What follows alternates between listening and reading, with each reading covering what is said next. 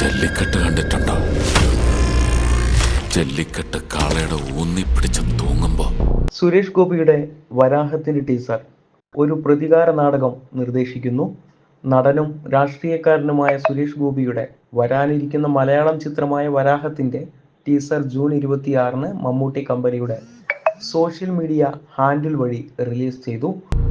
അത് മണ്ണി തലമുട്ടിച്ചൊരു പാച്ചിലുണ്ട്.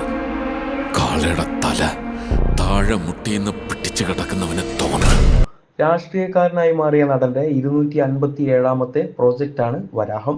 ചിത്രത്തിന്റെ നിർമ്മാതാക്കളിൽ നിന്നുള്ള നേരത്തെയുള്ള അറിയിപ്പുകൾ പ്രകാരം വരാഹത്തിൽ നവ്യ നായർ, സുരാജ് വെഞ്ഞാറമൂട്, ഗൗതം വാസുദേവ് മേനോൻ, ശ്രീജിത്ത് രവി, സരയു, സാദിഖ്, സന്തോഷ് കീഴാറ്റൂർ, മാമാങ്കം ഫെയിം, പ്രാച്ചി തെഹ്ലാൻ എന്നിവരും അഭിനയിക്കും. ആ നിമിഷം ശരിക്കും കാളെ ഉണ്ടാക്കുന്നതാണ്. നടനും രാഷ്ട്രീയക്കാരനുമായ ടീസർ സുരേഷ് ഗോപിന്റെ വരാനിരിക്കുന്ന മലയാളം ചിത്രം വരാഹം ജൂൺ 26-ന് മമ്മൂട്ടി കമ്പനിയുടെ സോഷ്യൽ മീഡിയ ഹാൻഡിൽ വഴി റിലീസ് ചെയ്തു. അവനെ കൊമ്പിൽ കോർത്തെടുക്കാം.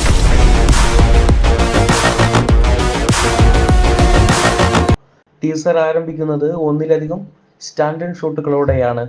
സുരേഷ് ഗോപിയുടെ കഥാപാത്രത്തിന്റെ ഒരു നേർക്കാഴ്ചയിലേക്ക് നയിക്കുന്നത്.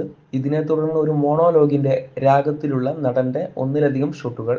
മോണോലോഗിൽ സുരേഷ് ഗോപിയുടെ കഥാപാത്രം ജല്ലിക്കെട്ട് പോരാട്ടത്തിനിടയെ മനുഷ്യനും കാളയും തമ്മിലുള്ള പോരാട്ടത്തെ വിവരിക്കുന്നു. കാളയുടെ വിജയം മനുഷ്യൻ വിശ്രമിക്കുന്നതിനായി മനുഷ്യന്റെ ശക്തിക്ക് വഴങ്ങുന്നതായി നടിക്കുന്നതിലാണ് അദ്ദേഹം പറയുന്നത്. അപ്പോഴാണ് കാള അടിക്കുന്നത്.